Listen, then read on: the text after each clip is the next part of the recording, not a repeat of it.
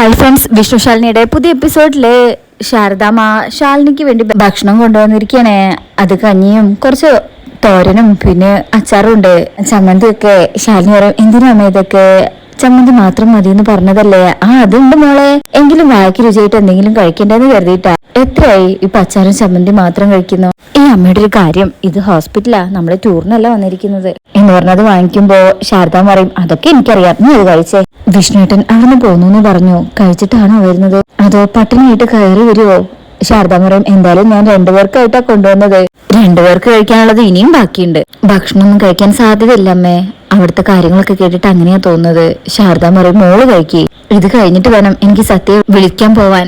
ശാലിനി പറയും, അമ്മ പോണെങ്കിൽ പൊക്കോ, ഇത് ഞാൻ കഴുകി വെച്ചോളൂ, വിഷ്ണു വന്നിട്ടേ ഞാൻ പോകുന്നുള്ളൂ, അല്ലെങ്കിൽ നിന്നെ ഒറ്റയ്ക്കാക്കി പോയി എന്ന് പറഞ്ഞാ അവൻ എന്നോട് പരിഭവം കാണിക്കും. അപ്പൊ ഉണ്ടാവും വിഷ്ണു അങ്ങോട്ട് കയറി വരുന്നേ. ദാ വന്നല്ലോ. ആ വരവും നൃത്തവും കാണുമ്പോ തന്നെ വിഷ്ണു നല്ല ക്ഷീണിച്ചാ വന്നിരിക്കുന്നെന്ന് ശാലിനിക്ക് മനസ്സിലാവുന്നുണ്ട്.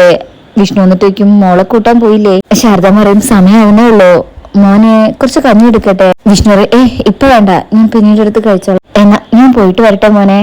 അപ്പോഴും വിഷ്ണുവിനെ തന്നെ നോക്കി നിൽക്കാണ് ശാലിനി. അല്ല മോനെ, സത്യാമ്മയൊക്കെ പുതിയ വാടക വീട്ടിലേക്ക് താമസം മാറിയോ? വിഷ്ണു പറയും, അതെന്റെ ലോറി മുതലാളിയുടെ വീട്. കാര്യം പറഞ്ഞപ്പോ താക്കോൽ എടുത്തു വന്നു, പിന്നെ എത്ര നാള് വേണമെങ്കിലും താമസിച്ചോളം പറഞ്ഞു. ഈ പുതിയൊരു വീട് കിട്ടുന്നതുവരെ അവിടെ തന്നെ താമസിച്ചോളം പറഞ്ഞു. ഇതൊക്കെ കേൾക്കുമ്പോ ശാരദാമ്മയ്ക്കും സങ്കടാവുന്നുണ്ട്, ശാലിനിയുടെയും കണ്ണു നിറയുന്നുണ്ട്. നന്നായി എന്ന് പറഞ്ഞ് ശാരദാമ്മ ബാഗൊക്കെ എടുത്ത് അവിടെ നിന്ന് പോകാണേ. വിഷ്ണുവിനെ തന്നെയാണ് ശാലിനി എപ്പോഴും നോക്കുന്നത്. വിഷ്ണു ക്ഷീണിച്ചാ വന്നിരിക്കുന്നെന്ന് മനസ്സിലാവുന്നുണ്ട്.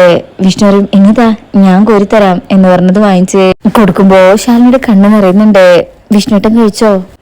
ഞാൻ കഴിച്ചു. അത് തന്നെ ഇല്ലെന്ന് മനസ്സിലാവുന്നുണ്ട്. എന്നിട്ട് ആ സ്പൂണ് വിഷ്ണുവിന് നേരെ തിരിക്കും, എന്റെ ഒരു സമാധാനത്തിന്. വിഷ്ണു പറയും, ഞാൻ കഴിച്ചതാ. ശാലിനി പറയും, കഴിക്കി. അത് കഴിക്കുമ്പോ വിഷ്ണുവിന് സങ്കടാവുന്നുണ്ട്. വിഷ്ണു അതവിടെ വെച്ച് അവിടെ ഇരിക്കും. ശാലിനിക്കും വീട്ടിലെ കാര്യങ്ങളൊന്നും പറഞ്ഞില്ലല്ലോ.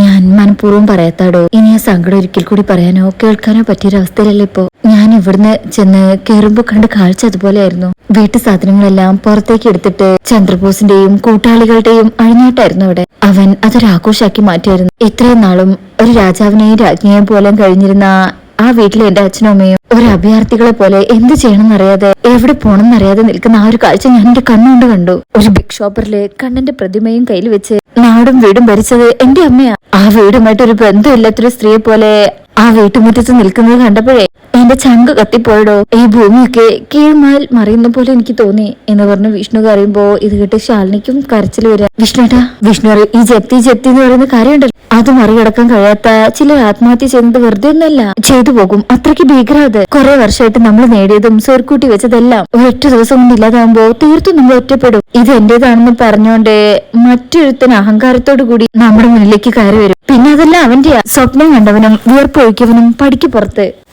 ഒരുപാട് സമയം വേണ്ടി വന്നു ആ ശൂന്യാവസ്ഥ ഒന്ന് മാറ്റിയെടുക്ക എന്ന് പറഞ്ഞ് ശാലിനിയുടെ കൈ പിടിക്കുമ്പോ ശാലിനി കരഞ്ഞോണ്ട് പറയും, വിഷ്ണുട്ടാ, എനിക്ക് എന്താ പറയേണ്ടതെന്ന് അറിയില്ല, എങ്കിലും സംഭവിച്ചതെല്ലാം നന്നായിട്ട് വരുത്തി വെച്ചതല്ലല്ലോ എന്നോർത്ത് സമാധാനിക്കാ വേണ്ടതിപ്പോ. പരസ്പരം കുറ്റപ്പെടുത്തിയിട്ടും ശാപവാക്കുകൾ പറഞ്ഞിട്ടും ഒരു കാര്യമില്ല. സംഭവിക്കാൻ പാടില്ലാത്തതൊക്കെ സംഭവിച്ചു പോയി. നമ്മുടെ വിധി, അതിനെ തോൽപ്പിക്കാൻ നമ്മുടെ കയ്യില് മഹാത്ഭുതങ്ങളൊന്നുമില്ലല്ലോ. സഹിക്കാം, അതില്ലാതെ വേറെ എന്ത് പറയാനാ എന്ന് പറയുമ്പോഴും വിഷ്ണു അവിടെ ഇരുന്ന് അങ്ങ് പൊട്ടിക്കരയും. വിഷ്ണുവിന്റെ തോളിൽ കൈവച്ചുകൊണ്ട് ശാലിനി ഇങ്ങനെ വിളിക്കും, വിഷ്ണുവിന്റെ കരയാണോ? വിഷ്ണുരൻ ഇതുവരെ കരയാണ്ട് പിടിച്ചിരിക്കായിരുന്നു. പക്ഷേ തന്റെ അടുത്ത് വന്ന് സങ്കടം പറഞ്ഞപ്പോഴും അറിയാതെ കണ്ണ് നിറഞ്ഞുപോയി. എപ്പോഴും കണ്ണൊന്നും മായുന്നില്ലടോ. ബിഗ് ഷോപ്പറായിട്ട് ഞാൻ അങ്ങോട്ട് ചെല്ലുമ്പോ എന്റെ അമ്മ നിൽക്കുന്ന നൃത്തം അതിപ്പോഴും എന്റെ ഉള്ളിന്റെ അകത്ത് നിൽക്കുക, അറിയോ? അതോർത്തപ്പോ എന്റെ നിയന്ത്രണം വിട്ടുപോയി എന്നൊക്കെ ഉള്ളത് ശരിയാ. എടോ, തനിക്കറിയാലോ, ആ വീട്ടുമുറ്റത്ത് നാട്ടുകൂട്ടം വിളിച്ചു കൂട്ടി അതിന്റെ മുന്നില് കസാര വലിച്ചിട്ട് കാലിന്മേൽ കാല് കയറ്റി വെച്ച് നീതിയും നിയമവും നടപ്പാക്കിയിരുന്ന പഞ്ചായത്ത് വിളിച്ചുകൂട്ടി വിധി പറഞ്ഞിരുന്ന സത്യമ്മാനുള്ള എന്റെ അമ്മയുടെ ചിത്രം ഉണ്ടായിരുന്നു എന്റെ മനസ്സിൽ. അത് മങ്ങാതെ മുന്നിൽ നിൽക്കുമ്പോഴും ബിഗ് ഷോപ്പറിലെ കൃഷ്ണവിഗ്രഹവും പിടിച്ച് ആ വീട്ടുമുറ്റത്ത് ഒരു അന്യെ പോലെ നിൽക്കുന്ന എന്റെ അമ്മയെ കണ്ടപ്പോ എനിക്ക് ഉണ്ടായതിനേക്കാളും 10 മടങ്ങ് വേദന എന്റെ അമ്മയ്ക്ക് ഉണ്ടായിട്ടുണ്ടാവില്ലേടോ എന്നൊക്കെ പറഞ്ഞ് ഷാനിയെ മുഖത്തേക്ക് നോക്കാൻ കഴിയാതെ തിരിഞ്ഞു നിന്ന് സങ്കടത്തിൽ പൊട്ടിക്കറിയണം വിഷ്ണു. ഇപ്പൊ വിഷ്ണു ഇങ്ങനെ ആ രണ്ട് കാര്യങ്ങളും ആലോചിച്ചുകൊണ്ടേ ഇരിക്കുകയാണേ. ഭാമ കാലിന്റെ മുകളിൽ കാലും കയറ്റി വെച്ച് ആഭരണങ്ങളൊക്കെ അണിഞ്ഞിങ്ങനെ ഇരുന്നതും പിന്നീട് ആ വൃദ്ധസദനത്തിലെ കൃഷ്ണ വിഗ്രഹവും പിടിച്ചുകൊണ്ട് ഒരു പാവത്താന്റെ പോലെ ഇരുന്നതും. വിഷ്ണുട്ടാ, നമ്മുടെ ശത്രുക്കൾക്ക് തൽക്കാലത്തേക്ക് മാത്രമുള്ളായിട്ടുള്ള ഒരു വിജയാണിത്. നമ്മളിത് തിരിച്ചു പിടിക്കും. നമ്മുടെ ഓരോ നഷ്ടത്തിനും ശത്രുക്കളെ കൊണ്ട് കണക്ക് പറയിപ്പിക്കും. ഞാൻ സ്വപ്നത്തെ പോലും വിചാരിച്ചിരുന്നതല്ല ഞാൻ ഇങ്ങനെ തിരിച്ചു വരുന്നു. അപ്പോ നമുക്ക് വേണ്ടി ഉദിക്കുന്ന സൂര്യൻ, നമുക്ക് വേണ്ടി മാത്രം ഉണ്ടാകുന്ന നല്ല ദിനവും നമുക്ക് വേണ്ടി കാത്തിരിക്കുന്നുണ്ടെന്ന് മനസ്സിനെ പറഞ്ഞു പഠിപ്പിക്കുക. ഇതെല്ലാം നമ്മൾ തിരിച്ചെടുക്കും, ഉറപ്പാ. നമുക്ക് അർഹതപ്പെട്ടതെല്ലാം നമ്മുടെ കയ്യിലേക്ക് തന്നെ തിരിച്ചെത്തും. ഇനിയുള്ള ദിനങ്ങളെല്ലാം നമ്മൾ ഇനി അതിനു വേണ്ടി ഉപയോഗിക്കേണ്ടത്. ഞാനും ഉടനെ ഇവിടുന്ന് ഇറങ്ങും. വിഷ്ണുവേട്ടനും ജോലിയിൽ തിരിച്ചു കയറണം. തൽക്കാല വിജയത്തിൽ അഹങ്കരിച്ച് നിൽക്കുന്ന നമ്മുടെ ശത്രുക്കളുടെ മുന്നിലേക്ക് പൂർവാധിക ശക്തിയോടെ നമ്മൾ പട നയിച്ചിറങ്ങും. ശാശ്വതമായ ധർമ്മ വിജയത്തിനു വേണ്ടി നമ്മളത് നേടുകയും ചെയ്യും. ഉറപ്പാ എന്ന് പറഞ്ഞ് വിഷ്ണുവിനെ മോട്ടിവേറ്റ് ചെയ്യാനേ ശേഷം ശാലിനി വിഷ്ണുവിന്റെ തോളിലിങ്ങനെ ചാഞ്ഞു കിടക്കും. ശേഷം രാത്രിയിലെ കുടുംബശ്രീ വീട്ടിലാണ് കാണിക്കുന്നത്. ശാരദാമ്മ പേരക്കുട്ടികൾക്ക് ഭക്ഷണം വിളമ്പി കൊടുക്കുകയാണ്. പപ്പിയാണെങ്കിൽ 2 വിരൽ വെച്ചൊക്കെ കഴിക്കുന്നത്. ശ്യാമ വന്നിട്ട് ചീത്ത പറയും, പപ്പി എങ്ങനെയാ കഴിക്കുന്നത്? ചോറ് താഴെ പോകുന്നത് കണ്ടില്ലേ? ഇനി ഇതൊക്കെ എപ്പോ പഠിക്കാനാ? സത്യം കഴിക്കും നോക്ക്. ശാരദാമ്മയ്ക്കും, നീ എന്തിനാ ശ്യാമയെ തൊട്ടതിനും പിടിച്ചതിനും അവൾ എപ്പോഴും ഇങ്ങനെ വഴക്ക് പറഞ്ഞോണ്ടിരിക്കുന്നത്? അവൾ കൊച്ചുകുട്ടിയല്ലേ, ഭക്ഷണം കഴിക്കുമ്പോ 1-2 വറ്റ് പുറത്തൊക്കെ പോകും, അതങ്ങ് തൂത്തി വാരി കളഞ്ഞാ പോരെ. ശ്യാമ പറയും, അമ്മ നോക്കിക്കേ, അവൾ കഴിക്കുന്നതിനേക്കാളും ചോറ് താഴെ കിടക്കുക, പിന്നെ എങ്ങനെ ഞാൻ പറയേണ്ടിയിരിക്കുന്നേ? അപ്പൊ ശാരദ പറയും, അതേ പാത്രം ഇങ്ങനെ അടുപ്പിച്ച് വെച്ച് കഴിക്കുമ്പോഴേ താഴെ പോവില്ല കേട്ടോ എന്ന് പറഞ്ഞ മോളുടെ പാത്രം അടുത്തേക്ക് വെച്ചു കൊടുക്കും. അങ്ങനെ സംസാരിച്ചുകൊണ്ട് നിൽക്കുമ്പോഴായിരിക്കും കമലൻ സ്കൂട്ടിയിൽ അങ്ങോട്ട് വരുന്നത്. ശാരദാമ്മേ എന്ന് വിളിച്ച് വരാന്തയിലേക്ക് കയറി നിൽക്കും. കമലനാണോടാ? ആ ശാരദാമ്മേ. ശാരദാമ്മ പറയും, എന്നാ കയറിങ് പോരെ, ദാ വരുന്നു എന്ന് പറഞ്ഞ കമലനും അകത്തേക്ക് കയറി വരും. ആഹാ, കറക്റ്റ് സമയത്താണല്ലോ, എന്നാ പിന്നെ കൈ കഴുകി ഞാനും കൂടി ഇരിക്കട്ടെ. നീ ഇരിക്കടാ, ഒരാൾക്ക് സുഖമായിട്ട് കഴിക്കാനുള്ള ഭക്ഷണം എപ്പോഴും എന്റെ അടുക്കളയിൽ കാണുന്നു നിനക്ക് അറിയാലോ. അപ്പൊ കമലൻ അവിടെ ഇരുന്നിട്ട് പറയും, ഞാൻ അല്പം മുമ്പാ ഒരു ബിരിയാണി കഴിച്ചത്, ഇനിയിപ്പോ വീട്ടിൽ പോയി ഫ്രഷ് ആയാലേ അടുത്ത വിശപ്പ് വരുള്ളൂ. ഇല്ലെങ്കിൽ ശാരദാമ്മ വെച്ച് നിട്ടുന്ന ഭക്ഷണം ഞാൻ കഴിക്കാതെ പോവില്ലല്ലോ. ശ്യാമയുടെ മുഖത്ത് അത്രയ്ക്ക് വലിയ സന്തോഷമൊന്നുമില്ല. കമലൻ പറയും, 2 പേരും കഴിക്കി, എന്നിട്ടേ കമലൻ ഞങ്ങൾ പോകുന്നുള്ളൂ. സത്യം പറയും, കഴിച്ചോണ്ടിരിക്കല്ലേ അങ്കിളെ.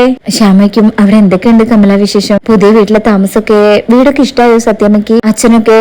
കമലൻ പറയും, ഇഷ്ടമായാലും ഇല്ലെങ്കിലും അവിടെ ഇനി ജീവിക്കണം. കുറെ പ്രതാപത്തോടു കൂടി ജീവിച്ചതല്ലേ, ഇനിയിപ്പോ കുറച്ചു കാലം കുചരനെ പോലെ ജീവിക്കാനാണ് യോഗമെങ്കിലേ അങ്ങനെ ജീവിച്ചല്ലേ പറ്റൂ. ശാരദാമ്മയ്ക്കും, അപ്പൊ നിനക്ക് ചായയും വേണ്ട. കമലൻ പറയും, എനിക്കൊരു ഗ്ലാസ് ചൂടുവെള്ളം മാത്രം തന്നാ മതി എന്ന് പറഞ്ഞ് ഗ്ലാസ് എടുത്ത് കൊടുക്കുമ്പോ ശാരദാമ്മ അത് വാങ്ങിച്ച് ജഗന് വെള്ളം ഒഴിച്ചിട്ട് തിരികെ കൊടുക്കും. ഇവിടെ വന്ന് ഒന്നും കഴിച്ചില്ലെന്ന് വേണ്ടല്ലോ. ശാരദാമ്മ പറയും, ഇനിയിപ്പോ അവിടെയെല്ലാം ഒന്നൊന്നും തുടങ്ങണം അല്ലേ കമല? ഒരല്ലലും ഇല്ലാതെ ജീവിച്ചവർക്ക് അതല്പം പാടാ. കമലൻ പറയും, ഈ സമയത്ത് ഇങ്ങനെയൊന്നും പറയാൻ പാടില്ലാത്തതാ, പക്ഷെ പറഞ്ഞു പോകും. സത്യമ്മയുടെ സ്വഭാവം കാണുമ്പോഴേ എന്റെ ആശാനെയും ഏട്ടത്തിയമ്മയെയും ഒരുപാട് ദ്രോഹിച്ചിട്ടുണ്ട് സത്യമ്മ. അവരൊന്നിച്ച് സന്തോഷത്തോടു കൂടി കഴിയേണ്ട പല നിമിഷങ്ങളും മനഃപൂർവ്വം ഓരോ കാര്യങ്ങൾ ഉണ്ടാക്കി അവരകറ്റിയത് ഈ സത്യാമ്മ തന്നെയല്ലേ. ആ വീട്ടിൽ സത്യാമ്മയ്ക്കില്ലാതെ മറ്റാർക്കാ എന്തും ചെയ്യാനുള്ള സ്വാതന്ത്ര്യം ഉള്ളത്? ബാക്കിയുള്ളവരെല്ലാം സത്യാമ്മ പറയുന്നത് കേട്ട് അവിടെ ജീവിച്ചു പോകുന്നവരാ. സത്യാമ്മയുടെ കൈകളിലായിരുന്നു ആ വീടും പറമ്പും അവിടുത്തെ എല്ലാം. എന്നിട്ടിപ്പോ എന്തായി? ഇരുട്ടി വെളുക്കും മുമ്പ് അതെല്ലാം കൈവിട്ടു പോയില്ലേ. ഞാൻ എപ്പോഴും എന്റെ ആശാന്റെ അടുത്ത് പറയുന്ന ഒരു കാര്യമുണ്ട്, ആശാനും ഏട്ടത്തിയമ്മയ്ക്കും ഒരു ദിവസം വരും, അന്ന് നിങ്ങളുടെ നന്മ ആഗ്രഹിച്ചുകൊണ്ട് നിങ്ങൾ പറയുന്നത് മാത്രം കേട്ട് നിങ്ങൾക്കൊപ്പം സത്യാമ്മ ഉണ്ടാവുന്നു. ഏതാണ്ട് ഞാൻ പറയുന്ന പോലെയൊക്കെ സംഭവിച്ചു വരുന്നുണ്ട് അല്ലെ ശാരദാമ്മ? ശാരദാമ്മ പറയും, വരുന്നുണ്ട്. പക്ഷേ സത്യാമ്മ മാറില്ല കമല. ഇതല്ല, ഇതിന് അപ്പുറത്തെ പ്രതിസന്ധി വന്നാലും അവരവരുടെ നിലപാട് തന്നെ ഉറച്ചു നിൽക്കും. അവരുടെ ശക്തി എന്ന് പറയുന്നത് തന്നെ അവരുടെ സ്വഭാവം. അത് മാറിയ പിന്നെ അവരെ ഒന്നിനും കൊള്ളില്ല. ശ്യാമയ്ക്കും, കമല ഇതിപ്പോ എവിടെയാ പുതിയ വീടെടുത്തിരിക്കുന്നത്? ഒന്ന് പോയി സത്യാമ്മയും അച്ഛനെയും ഒക്കെ ഒന്ന് കാണുന്നുണ്ട്, അതുകൊണ്ട് ചോദിച്ചതാ. കമലം പറയും, എത്തിപ്പെടാൻ കുറച്ച് പാടാ. ലോറി മുതലാളി സുബൈർക്കയുടെ പഴയ വീട് അന്വേഷിച്ചാൽ മതി, അല്ലെങ്കിൽ അവിടേക്ക് ഇറങ്ങുന്ന ദിവസം എന്നെ വിളിച്ചാൽ മതി, ഞാൻ വഴി പറഞ്ഞുതരാം. എങ്കിൽ പിന്നെ ഞാൻ ഇറങ്ങട്ടെ ശാരദാമ്മേ, കുറെ നാളായില്ലേ ഇങ്ങോട്ടൊക്കെ കയറിയിട്ട്, അതുകൊണ്ട് ഇറങ്ങിയതാ. ശരി. അപ്പൊ കമലം പോവാൻ നേരത്തെ പറയും, ദാ ഭക്ഷണം മുഴുവൻ കഴിച്ചു കഴിഞ്ഞതാ, ഈ മിഠായി കൂടി കഴിക്കണം എന്ന് പറഞ്ഞ് 2 മിഠായി എടുക്കും. 2 പേർക്കും സന്തോഷാവും. ഇത് കമലൻ അങ്കിളിന്റെ വക. പപ്പി താങ്ക്സ് പറയുമ്പോ സത്യയും പറയും, എന്റെയും താങ്ക്സ്. വരവ് വെച്ചിരിക്കുന്നു, എങ്കിൽ പിന്നെ ഞാൻ ഇറങ്ങട്ടെ എന്ന് പറഞ്ഞ് ശാരദാമ്മയോടും ശ്യാമയോടും പറഞ്ഞതിന് ശേഷം കമലൻ അവിടെ നിന്ന് ഇറങ്ങാം. കമലൻ പോയി കഴിഞ്ഞാൽ ശാരദാമ്മ പറയും, വഴി തിരക്കിയതുകൊണ്ട് പറയാ, നീ എവിടേക്ക് പോകണ്ട മോളെ, നീ പോകുന്നത് അത്രയ്ക്ക് നല്ലതായിരിക്കില്ല. അപ്പൊ ശ്യാമ പറയും, അല്ലമ്മ ഞാൻ വെറുതെ വഴി തിരക്കുന്നേ ഉള്ളൂ. ശാരദാമ്മ പറയും, സത്യമ്മ ഇപ്പൊ കേട്ടതനുസരിച്ച് വല്ലാത്തൊരു മാനസികാവസ്ഥയിലായിരിക്കും. ഒരു രാജ്ഞിയായി കഴിഞ്ഞവര് ഒരു സുപ്രഭാതത്തില് ഒന്നുമില്ലാതെ കഴിയാ, അതിന്റെ ഒരു സങ്കടവും ദേഷ്യവും ഒക്കെ ഉണ്ടാകും. അതവര് പ്രകടിപ്പിക്കുക, അവരെ ആശ്വസിപ്പിക്കാൻ ചെല്ലുന്നവരുടെ അടുത്തായിരിക്കും. കാരണം അവരുടെ നാശം കണ്ട് നമ്മൾ അവരെ മനഃപൂർവ്വം അപമാനിക്കാൻ ചെല്ലുന്നതായിട്ട് അവർ കരുതൂ. അവരെ തെറ്റു പറയാൻ പറ്റില്ല. അവരെ ആരൊക്കെയാണോ ആശ്രയിച്ചു കഴിഞ്ഞത്, ഇപ്പോ അവരെ ആശ്രയിച്ച് തിരിച്ചു കഴിയേണ്ടി വന്നിരിക്കുക. അപ്പൊ പിന്നെ അവർക്ക് കടുത്ത മാനസിക ബുദ്ധിമുട്ടായിരിക്കും. നമ്മളെപ്പോലുള്ളവരെ അവരെ ആശ്വസിപ്പിക്കാൻ ചെന്നു കഴിഞ്ഞാൽ അവരൊട്ടും ഇഷ്ടപ്പെടില്ല. വരട്ടെ മോളെ, കുറച്ചു ദിവസം കൂടെ കഴിയട്ടെ, എന്നിട്ട് നമുക്ക് പോകാം. അപ്പൊ ശാരദമ്മ പറയുന്ന കേൾക്കുമ്പോ ശ്യാമയ്ക്ക് കാര്യങ്ങളൊക്കെ മനസ്സിലാവുന്നുണ്ട്. എന്ന് പറഞ്ഞ് നിൽക്കുക. പിന്നീട് കാണിക്കുന്നത് വാടക വീട്ടിൽ ഇങ്ങനെ ഇരിക്കുന്ന രാഘവേട്ടനെയാണ്. അപ്പോഴായിരിക്കും വിഷ്ണു ഒരു ബിഗ് ഷോപ്പറൊക്കെ എടുത്തു വരുന്നത്. ഈ രാത്രി നീ എങ്ങോട്ട് പോകണടാ? വിഷ്ണു പറയും, കുറച്ച് ദൂരേക്കാ, 2 ദിവസം കൂടെ ഒക്കെ കഴിഞ്ഞിട്ടേ വരൂ. അല്ല കമലൻ ഉണ്ടോടാ? വിഷ്ണു പറയാ അവൻ വന്നോളൂ, അവൻ കൂപ്പില്ല, അതല്ലേ ലേറ്റ് ആവെന്ന് പറഞ്ഞത്. അപ്പോഴേക്ക് ബാമ അങ്ങോട്ട് വരുന്നുണ്ട്. രാഘവേട്ടൻ പറയും കാടാണ്, നാടല്ല, സൂക്ഷിക്കണം. വിഷ്ണു പറയും കുറെ വണ്ടിക്കാരുണ്ടച്ചാ, അതുകൊണ്ട് പേടിക്കണ്ട. ഈ സമയം വിഷ്ണു കയ്യിലുള്ള കുറച്ച് പൈസ എടുത്തിട്ട് എന്തെങ്കിലും ആവശ്യം വരും എന്ന് പറഞ്ഞ് ബാമയ്ക്ക് നേരെ നീട്ടുമ്പോ ഇത് കയ്യിൽ വെച്ചോ എന്ന് പറഞ്ഞു കൊടുക്കുമ്പോ എന്താ ഇതെന്താ അമ്മയ്ക്ക് മനസ്സിലായില്ലേ പൈസ, ഇതെന്തിനാ എന്റെ നേരെ നീട്ടുന്നതെന്ന്. വിഷ്ണു എന്റെ അമ്മേ 2 ദിവസത്തേക്ക് ഞാൻ ഇവിടെ ഉണ്ടാവില്ല, അപ്പൊ ഇവിടുത്തെ ചെലവിനായിട്ട് ഞാൻ അമ്മയ്ക്ക് തരുന്ന ക്യാഷ് ചെയ്ത് ഇവിടുത്തെ കാര്യങ്ങൾ അമ്മ നോക്കുന്നോണ്ട് അമ്മയ്ക്ക് തരുന്നോ. ഇനിയിപ്പോ ഇവിടുത്തെ കാര്യങ്ങൾ അച്ഛനെ നോക്കുന്നെങ്കിൽ ഞാൻ അച്ഛന്റെ കയ്യിലല്ലേ കൊടുക്കുക, കാര്യങ്ങൾ നടക്കാൻ നമുക്ക് ക്യാഷ് വേണ്ടേ, ദാ പിടിക്ക് എന്ന് പറഞ്ഞു കൊടുക്കുമ്പോ ബാമ വാങ്ങിക്കുന്നില്ല. ഇവിടുത്തെ കാര്യങ്ങൾ നടന്നു പോവാൻ എനിക്ക് നിന്റെ ക്യാഷ് വേണ്ട. ഇത് നിൽക്കുന്ന വിഷ്ണു ഞെട്ടും. രാഘവേട്ടൻ ചോദിക്കും നീ എന്തൊക്കെ ബാമ പറയുന്നത്, ഇവിടുത്തെ കാര്യങ്ങൾ നോക്കി നടത്തേണ്ടത് ഇവനല്ലാതെ വേറെ ആരാ, നമ്മുടെ മോനല്ലവൻ, നമുക്ക് ചെലവിനുള്ള ക്യാഷ് അവൻ തരുന്നതില് അത് തരാനുള്ള അവകാശം അവനും അത് വാങ്ങിക്കാനുള്ള അവകാശം നമുക്കും ഉണ്ട്, അത് ചെലവാക്കാനുള്ള അവകാശം നിനക്കും ഉണ്ട്. ബാമാരം അങ്ങനെയല്ലല്ലോ ഇത്രയും കാലം കഴിഞ്ഞത്, കുടുംബത്തിലെ കാര്യങ്ങളൊക്കെ ഞാനല്ലേ നോക്കിക്കൊണ്ടിരുന്നത്. വിഷ്ണു ഇത് കേട്ട് ഞെട്ടാണ്. രാഘവേട്ടൻ പറയും അത് നമ്മുടെ കുടുംബം മൊത്തം ഉണ്ടായിരുന്ന സമയത്തല്ലേ, അന്ന് നമ്മുടെ പറമ്പെന്നുള്ള ആദായം മാത്രം മതിയായിരുന്നു നമ്മുടെ കുടുംബം കഴിഞ്ഞു പോവാൻ. ഇന്ന് അതാണ് സ്ഥിതി. വീടുണ്ടോ, പറമ്പുണ്ടോ, വരവ് വല്ലതും ഉണ്ടോ, ഒന്നുമില്ലല്ലോ. ആകെ ഇപ്പം ഉള്ളത് ജീർണിച്ചിട്ടും കൈവിടാതെ സൂക്ഷിക്കുന്ന കാലഹരണപ്പെട്ട പുറംമൂടി മാത്രമാ. ഒന്നുമില്ലെന്ന് അറിയിക്കാതിരിക്കാൻ വെട്ടി മുഖത്തൊട്ടിച്ചു വെച്ചിരിക്കുന്ന മുഖമൂടി. അതിന്റെ ബലത്തിലാ ബാമ ഈ പണം വേണ്ടെന്ന് പറയുന്നതെങ്കിൽ ഒരു കാര്യം ബാമ മനസ്സിലാക്കണം, നീ ഒരുപാട് പഠിക്കണം ഇനിയും. പണേ അത് മഹാലക്ഷ്മിയാണ് ബാമേ, അതിനെ നിന്ദിച്ചാ പിന്നെ അതിനെ കണി കാണാൻ കൊതിക്കും. ബാമ വീണ്ടും അഹങ്കാരത്തിൽ പറയും രാഘവേട്ടാ ബാമ പണം ഇന്നോ ഇന്നലെയോ അല്ല കാണാൻ തുടങ്ങിയത്, അതുകൊണ്ട് പണത്തോടുള്ള ആർത്തി എനിക്കില്ല. ഇവിടുത്തെ കാര്യങ്ങൾ നോക്കാനുള്ള പണം ഇപ്പോഴും എന്റെ കയ്യിലുണ്ട്, അത് തീരുമ്പോ ഉണ്ടാക്കാനുള്ള വഴിയും ഞാൻ കണ്ടുവച്ചിട്ടുണ്ട്. ഇത് കേൾക്കുമ്പോ വിഷ്ണുവിന് സങ്കടം. ഓഹോ അപ്പൊ എന്നെ ഒഴിവാക്കാണ്. ബാമാറും ഡാ നിന്റെ കാശിന് ഇന്ന് അവകാശികളുണ്ട്, അതിൽ പങ്കുവറ്റാൻ ഈ സത്യഭാമയെ കിട്ടില്ല. സത്യഭാമ ചിലപ്പോ പട്ടിണി കിടക്കായിരിക്കും, എന്നാലും അന്തസ് നഷ്ടപ്പെടുത്തിക്കൊണ്ട് ഒരു കാര്യവും ചെയ്യില്ലടാ. വിഷ്ണുവിന് ദേഷ്യം വരും. ഇതേ അന്തസ്സല്ല, അങ്ങേയറ്റത്തെ ഹംഭാവാ. നിങ്ങൾക്ക് എന്തും ചെയ്യാൻ സാധിക്കുന്നുള്ള തന്റെ ഇടം, നിങ്ങൾക്ക് മറ്റുള്ളവരെ അംഗീകരിക്കാനുള്ള മടിയാ. അത് തന്നെ എന്റെ ക്യാഷിന് വിലയില്ലെങ്കിൽ പിന്നെ ഞാൻ ഇവിടെ ആരാ, ഞാൻ ഈ കൂപ്പിലും കാട്ടിലും പോയി ഉറക്കൊഴിച്ച് പണിയെടുക്കുന്ന ആർക്ക് വേണ്ടിയിട്ടാ എന്ന് പറഞ്ഞ ഷോപ്പറങ്ങ് വലിച്ചെറിയും. എനിക്ക് നിങ്ങളെ മനസ്സിലാവുന്നില്ല, നിങ്ങൾ ചിന്തിക്കുന്നതും പ്രവർത്തിക്കുന്നതും എന്തിനാണെന്നോ ഒന്നും എനിക്ക് മനസ്സിലാവുന്നില്ല. ഇത്രയൊക്കെ പറഞ്ഞിട്ടും ബാമ ഇങ്ങനെ ദേഷ്യത്തിന് മുഖം തിരിക്കാ. ഈ പുച്ഛം കാണുമ്പോ രാഘവേട്ടൻ എഴുന്നേൽക്കും. ബാമേ നീ ആ ക്യാഷ് വാങ്ങിച്ചേ. അതെ അതവൻ മനസ്സ് നിറഞ്ഞ് നിനക്ക് വേണ്ടി വെച്ച് നീട്ടിയതാ. ഈ കാശ് നീ എത്ര നിഷേധിച്ചാലും ഒരു കാലത്ത് നീ അതിനുവേണ്ടി ആഗ്രഹിക്കുന്ന നിമിഷം വരും.